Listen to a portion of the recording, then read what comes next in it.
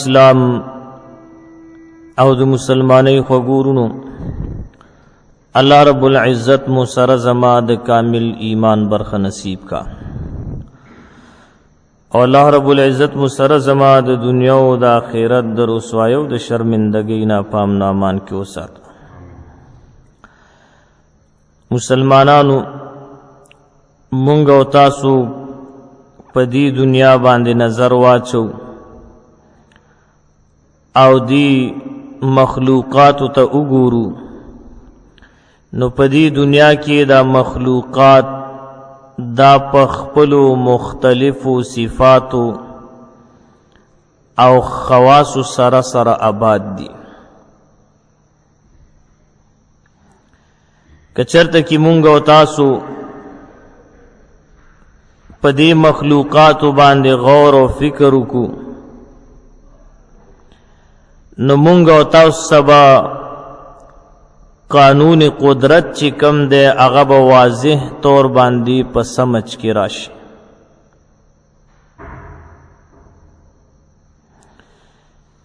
چې څنګه په دې مخلوقاتو کې ترقی راځي او روانه وي او دا ترقی زیاتیږي نو هم دغه حساب سره د دې مخلوقاتو ذمہواریاں نیم زیاتیږي.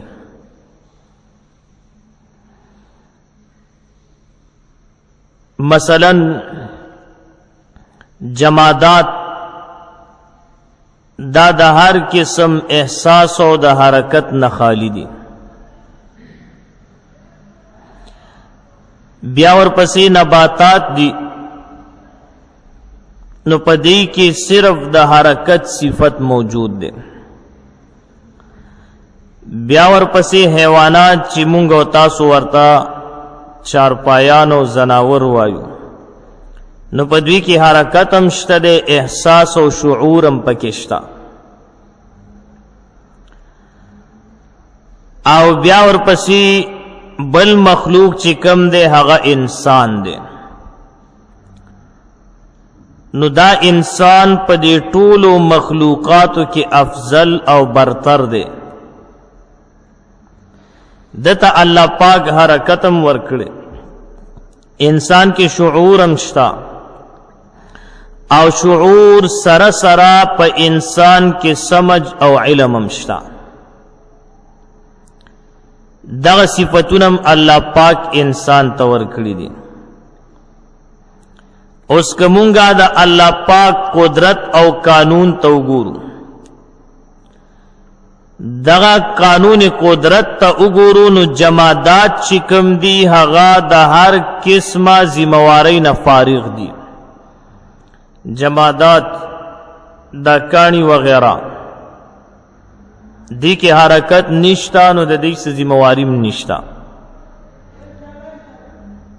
بیا کو وګورو نباتات نو د نباتاتو باندې سنا ذمہواری شتا. بیا ورپسې حیوانات کو ګورو نو د حیواناتو سنا ذمہ داریان شتا. او پاتې شو انسان نو انسان تک مونږ وګورو د انسان ټول زندگی د فرایضو او د ذمہ داریانو یو لوی کتاب دی.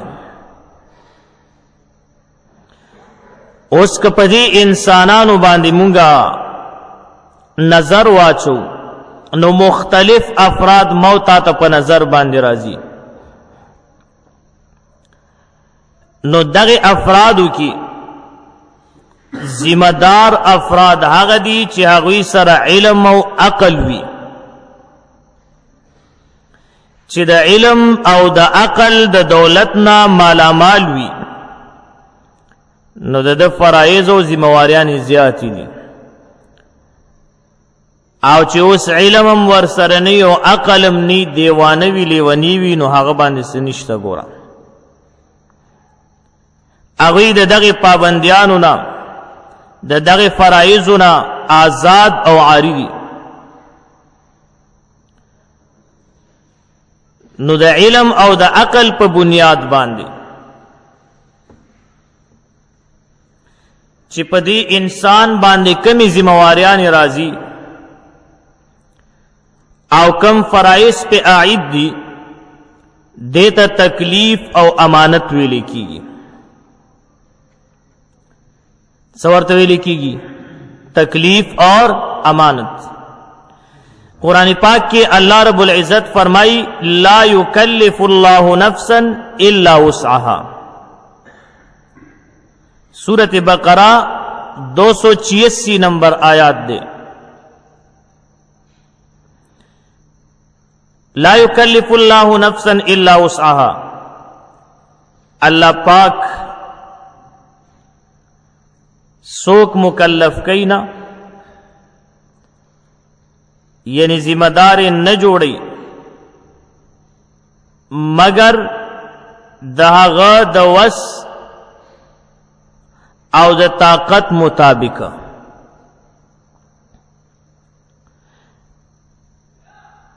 او دا رنگی بل دے کی ارشاد دے اللہ فرمائی انا عرضنا الامانة على السماوات والارض والجبال فابين ان يحملنها واشفقن منها وحملها الانسان انه كان ظلوما جهولا. اللہ فرمائی چی بے شک مونگا دا امانت پیش کا پاسمانونو باندی پزمکو باندی پغرونو باندی خو لیکن دوی سو کا انکار وکا او انکار ولو کو چې په دوی کې صلاحیت نو. نو دا ذمہواری چا واخصا دا بوجھ او دا بار چا اوچت کا دا انسان اوچت کا.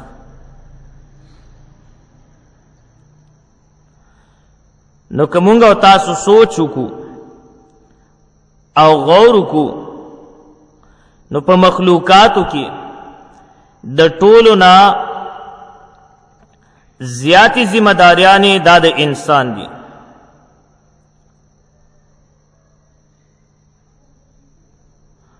او بیا د انسان په طبیعت او فطرت کې داسې دو قوتونه او صلاحیتونه دي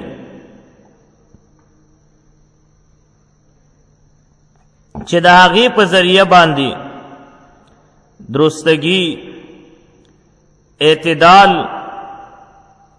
سره دقه ذمہ داری دی څه کولی شي پوره کولی شي. نو هغه قوتونه کم کم دي؟ هغه دو قوتونه دي، یو علم دی دویم عدل دی. سمانا پدې کې رومبني قوت هغه ته علمی وي او دویم قوت تا عملی قوت ہویا. سورت ہوئی عملی قوت. بیا د دې په مقابل کې دو داسې قوتونه دي چې د هغې په وجه انسان په دې خپلې ذمہ دارۍ کې دې ناکامه کیږي. نو یو ته ظلم وي او دویم ته جهل وي. دې دواړو قوتونو ته وړاندینی چې کم ذکر شو دیتا اللہ پاک قرآن کی ایمان او عمل صالح ویلے دے. سیورت ویلی ایمان اور عمل صالح. بسم اللہ الرحمن الرحیم والعصر ان الانسان لفی خسر الا الذین آمنوا وعملوا الصالحات وتواصوا بالحق وتواصوا بالصبر. اللہ پاک پا زمانے باندے قسم کئی وی زمانے پا زمانہ باندے قسم بھی بے شکا تمام انسانان پا خساری نقصان او تاوان کی دی الا الذین آمنوا سوا دہاغی کسانونا چی دوی ایمان روڑے دے وعملوا الصالحات او نیک اعمال کئی. نو داغی دو قوتونونا چی یو علمی قوت دے یو عملی قوت دے اللہ پاک تینا تعبیر پا ایمان او پا اعمال صالحہ سره کړی دے. اس زمانے تاریخ په دې باندې گواه دی چې ایمان او د عمل صالح حامل افراد چې د چا ایمان هم وي او ورسره عمل صالح هم وي اعمال صالح هم وي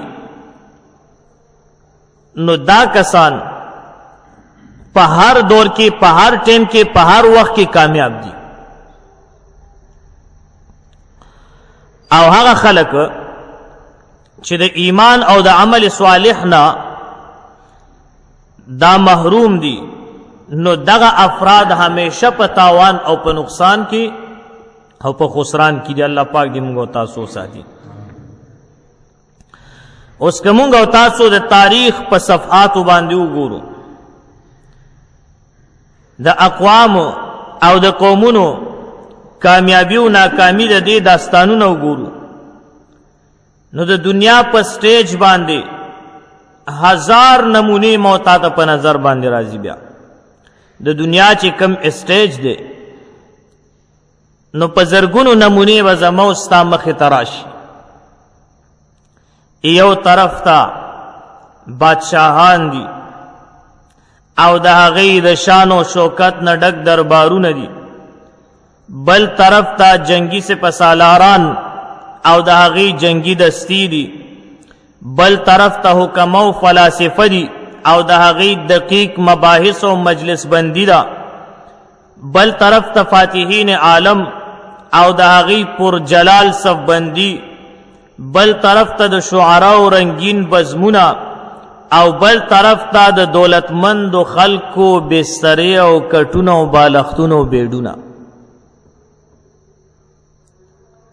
اوس په دې کې هر یو کس دا ټول د یو آدم علیه السلام اولاد دی خو څوک بادشاہی ځان ته راښکي دي څوک چې دی جنگونو ځان ته راښکي دي څوک چې دی فلسفې او حکمت ځان ته راښکي دي او څوک چې دی دولتونو ځان ته راښکي دي او څوک یو څیز او څوک بل څیز راښکي دي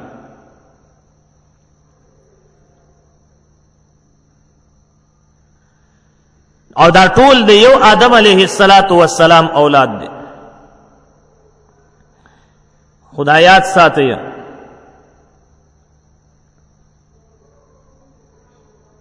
چې تاریخ انسانی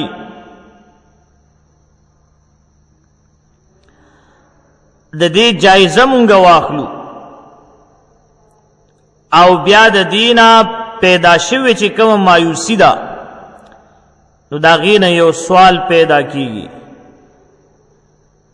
چې انسان په زندګۍ کې په کومه لار باندې سفر وکړي چې دی کامیاب شي او کامیابی ته ورسیږي او دی د ناکامۍ او د پر خطر کندو نه بچ دا د هر انسان په ذهن کې دا سوال راځي چې د پاره کم شاهراه پکار دی د پاره کم لار پکار ده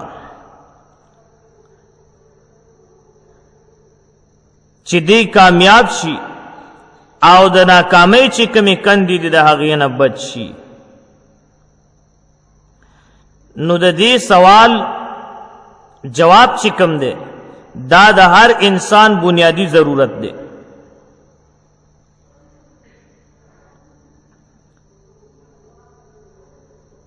او دا زمو ستا ذهن تم راځي خو یاد ساتئ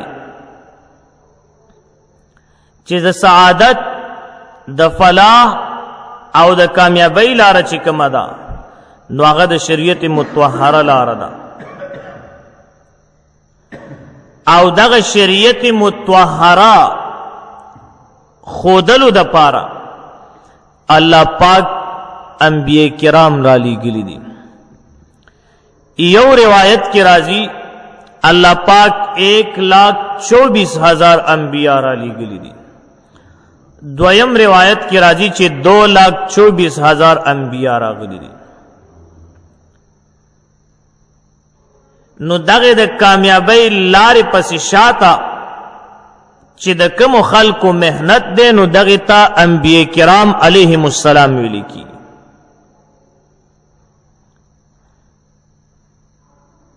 نو انبیاء کرام علیہم السلام اللہ پاک رو لے گل صد پارا چې د خلکو ته نیک تعلیم ورکی او د هدایت لار ورتوخی. نو دا غوی دا فیض، دا غوی دا محنت او دا غوی دا تعلیم او دا علم چې کمی سرچشمه وی، دا غینا بادشاہ، امیر، غریب، گدا، جاہل او عالم ټولو ته فیض واخیسته. اوس که د دنیا خلق دی پیغمبرانه تعلیماتو نه ناواقف وي نو دا اس کلم کامل انسان نشي جوړې دی، ځکه دوی با د پیغمبرانه تعلیمات چې کم دي د دوی نه بدی ځان خبري. نو چې دومره لویه هستیانی دنیا ته راغلي دي او موت تا لارې ښودلې دي او الله پاک د انسانیت د کامیابی د پار را لېږلي دي، نو د دغه هستیانو په مونږ او تاسو باندې زیات احسانات دي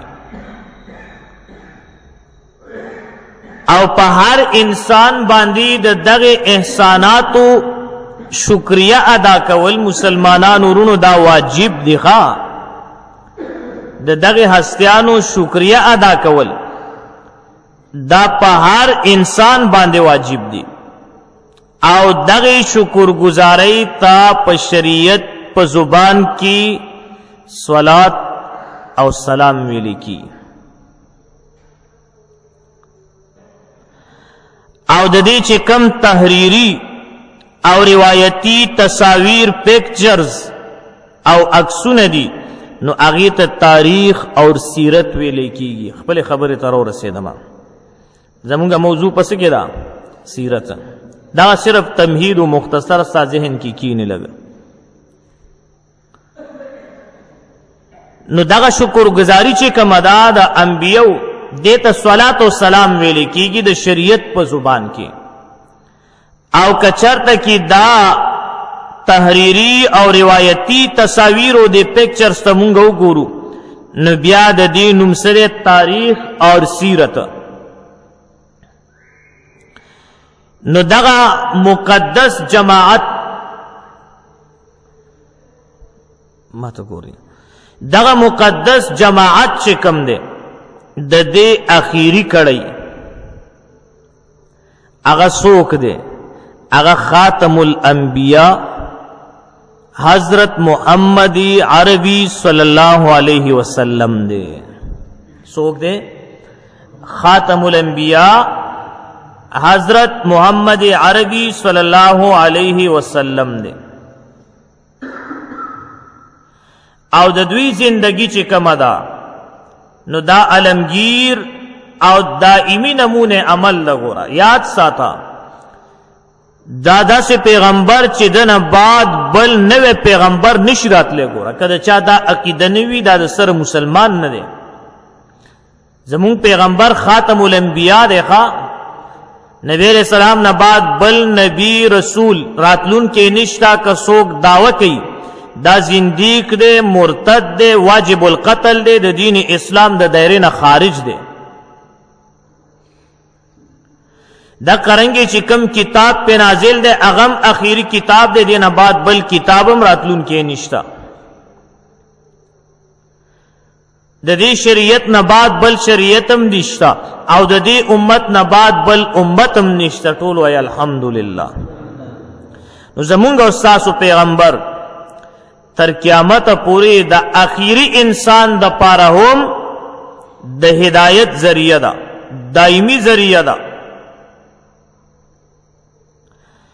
نو د نبی کریم صلی الله علیه وسلم د زندګۍ نه هر کس په هر وخت کې په هر ځای کې په هر ټیم کې د سعادت، د فلاح، د کامیابی او د کامرانی لار معلومولی شي. ګوره او بیا د نبی کریم صلی الله علیه وسلم زندگی دا کامل او معیاری نمونه حیات دا. ګوره د نبی علیہ السلام زندگی کامل زندگی دا، معیاری نمونه حیات دا اوس دا یو لفظ معیاری نمونه حیات دا څه ته ویل کیږي؟ نو معیاری نمونه حیات چې کوم دی هغه چې سلور صفات پکې وي.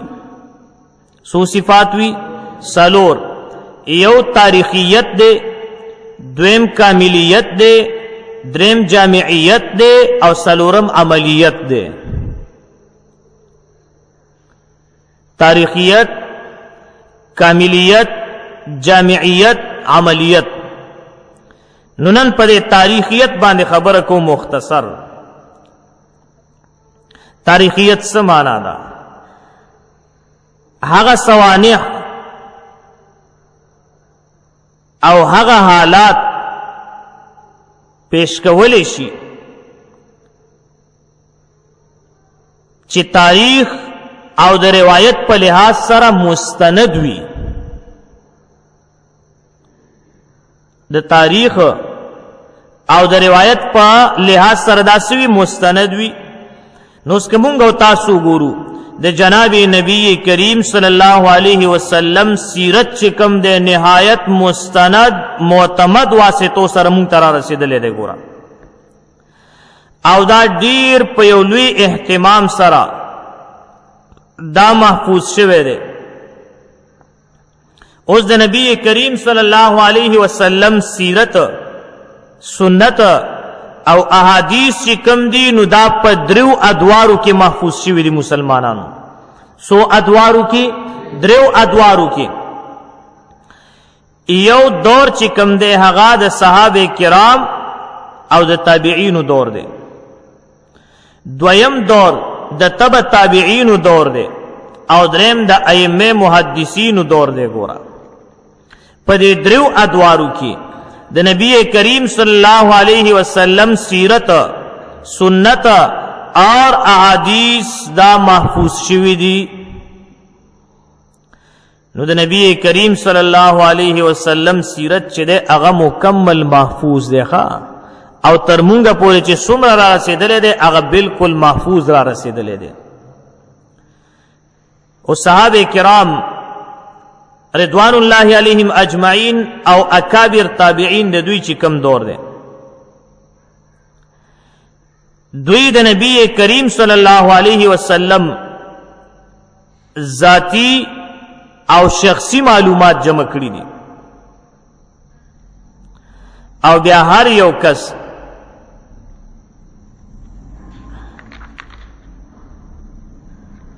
د نبی کریم صلی الله علیه وسلم متعلق معلومات جمع کړي دي. نو دوی کم معلومات جمع کړل؟ ذاتی اور شخصی معلومات. بیا ورپسې دویم دور چې کم دی هغه د تبع تابعینو دی. نو هغې کم خدمت کړی دی؟ هغې شهري او علاقایي معلومات جمع کړي دي. ګوره هغوی په دغې باندې کار کړی دی. او چې د نبی کریم صلی الله علیه وسلم سیرت او دا تاریخ محفوظ نشي نو بیا په دین باندې پوهېدل ګران کار دی. ګوره نو صحابه کرامو او تابعینو دغه محنت وکړه چې ذاتی او شخصی معلومات، او تبع تابعینو څوک شهري او علاقایي معلومات جمع کړه. او ائمه محدثین څوک دي؟ هغوی څو کړل د هغې چې کم دور دی. نو ائمه محدثین راولګېد او په عالم اسلام کې چې کم ځای کې د نبی کریم صلی الله علیه وسلم احادیث موجود او هغه ټول په ټوله را جمع کړل. کم ځای کې چې ورته پته لګېدلې چې د نبی کریم صلی الله علیه وسلم احادیث دی نو هغه ځان رسول دی او د نبی کریم صلی الله علیه وسلم هغه احادیث را جمع کړي دي ټوله او امت ته پیش کړي دي. ها نو ګورا چې د امت هر نسل او هر طبقه د نبی کریم صلی الله علیه وسلم سنت د محفوظ کړ او آینده چې کم راتلون کی نسلونه وو هغوی ته ور رسول او ورپاسې کړل او په دې کې خپل کردار ادا کړ. نو داسې اهتمام په یو تاریخ کې مګوره نه دی شوی. دا واحد تاریخ د جناب محمد رسول الله صلی الله علیه وسلم. بیا په خیر القرون کې څومره اهتمام شوی دی. جناب نبی کریم صلی الله علیه وسلم ارشاد مبارک دے فرمائی چې بہترین زمانہ دا زما زمانہ دا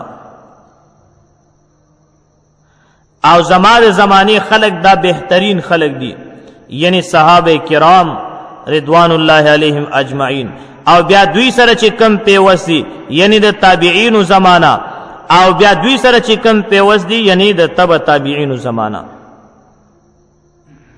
نو دیو جنا کمونگا و تاسو د دین په حقیقت باندې خبره کو او د یو سیز معلومات کو چې آیا دا دین دی او کنه دی اڅ چا د ځان نه خېټه د پاره کسی مسی جوړی کړی دي. نو دا ومونگا و تاسو په دې درو ادوارو کی ګورو ښا. یو دور د جناب نبی کریم صلی الله علیه وسلم دور چې صحابه کرام موجودو. دویم د تابعین دور دی او دریم د تبع تابعینو. د نبی علیہ السلام په زمانو د صحابو زمانه کې د تابعینو او د تبع تابعینو په زمانه کې یو کار نو او رس سره پیدا شو دغه ته بدعت ویل کی. الله پاک دې موږ تاسو ته نو ساتي. نو دغه درې زمانه به ګوري او دا درې زمانه مو ته څوک خیا دا تاریخ را ته خیا او دغه درې زمانه موږ تاسو ته څوک خي دغه سیرت را ته خیا. دغه درې زمانه موږ تاسو ته ائمه محدثین خو دي. نو چې په دې درو زمانو کې یو کار نوي اصل موجود نوي او بیا خلق کوي نو دا مقبول نه دي بلکې دا مردود دي. اوس دور د صحابه کرامو څومره په دې لګزان پوه کوي بیا د دې چې کومه حفاظت شوه دی د نبی علیہ الصلوۃ والسلام د دې سیرت او د تاریخ نو هغه تقریبا په درو طریقو سره شوه دا بیا بل بیان کې درته وایم. خو دور د صحابو یاد کړئ چې د صحابو دور تر کم ټیمه پورو نو هجرت نبوی صلی الله علیه وسلم نه بعد 110 ہجری پورے 100 پورے 110 ہجری پورے حضرات صحابہ کرام دا دور 40 سال اکابر صحابہ خلفۂ راشدین رضوان اللہ علیہم اجمعین دا موجود ہو. بیا دین رسته چې کم صحابو نو هغه سن 70 هجری پورې موجود وو. کله چې دویمه صدی شروع شوه نو لسم کال پورې یعنی 110 هجری پورې حضرت انس ابن مالک رضی اللہ تعالی عنہ ژوندی او سن 10 هجری کې بیا د وفات شو. نو د صحابو دور چې کم چلی دلې دی هغه تر 110 هجری پورې او دغه 110 هجری پورې هغوی دا ټول را جمع کړل.